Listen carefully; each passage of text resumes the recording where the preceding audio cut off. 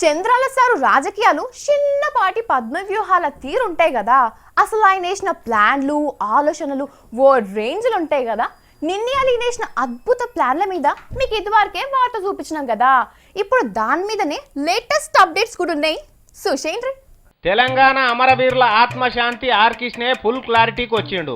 తెలంగాణ జనం బేషరతుగా తెలుగుదేశం పార్టీకే ఓటేయాలంటున్నాడు.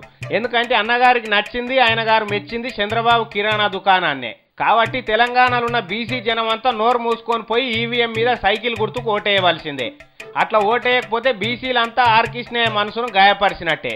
కాబట్టి బీసీ జనం అంతా లోకోద్ధారకుడు ఆర్కిష్నే మనసెరిగి మసులుకోవాల్సిందిగా మనవి. కోపం వస్తలేదు ఈ ముచ్చట చెప్తుంటే మీకు? ఎందుకు రాదు? ఆర్కిష్నే పనితనం చూస్తుంటే ఇంకా మాకు గట్లనే వస్తున్నది. మరి ఇన్ని రోజుల సంధి బీసీ జనాన్ని ఉద్ధరియాలే సారు, మీరు రాజకీయంలో అడుగు పెట్టుండ్రి అని చుట్టుముట్టోళ్ళు ఎంత మొత్తుకున్నా నాకు విద్యార్థుల భవిష్యత్తే కావాలి, స్కాలర్షిప్లు ఉద్యోగాలు గివ్వే పట్టుకొని తిరిగి రానంటే రాననే. హైటెక్ జోగడు చంద్రాలు చెప్పిందే ఆల్చం బీసీని ముఖ్యమంత్రిని చేస్తాని శంగునే గుర్తున్నాడు కిట్టయ్య. స్వాతంత్రం వచ్చిన 66 ఏళ్ల సంధి బీసీ ముఖ్యమంత్రి కాలేదని ఇప్పుడు ముచ్చట చెప్తున్నాడు.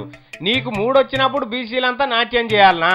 సరే కిష్ణయ్య, చేస్తే చేస్తారు లేకపోతే లేదు, కానీ బీసీల పరువు ఇన్ని రోజుల సంధి నిలబెట్టుకుంటూ వచ్చిన నువ్వే రేపు పొద్దుగాల తెలుగుదేశానికి ఓటేయాలని చెప్తున్నావు. ఒకవేళ నీ మాటను జనం వినక వేరే పార్టీలో కేసిండ్రే అనుకో ఓటు, బీసీల ఐక్యత ఎట్లున్నదో బయట పడుతుంది కదా. అప్పుడు ఎందుకన్నా ఇప్పుడు ఈ పని? నువ్వు ముఖ్యమంత్రి అయితే మంచిదే, కానీ ఎట్లయితావన్నా?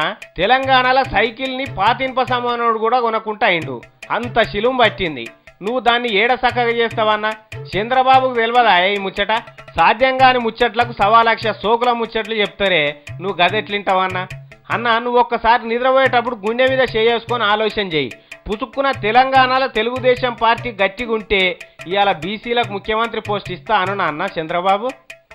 కొడుక్కో బామ్మాడిదికో ఇంకో జోగనుకో ఎవరికో ఇస్తుండే, వీలైతే మళ్ళీ ఆయన్నే కూర్చుంటుండే కదా.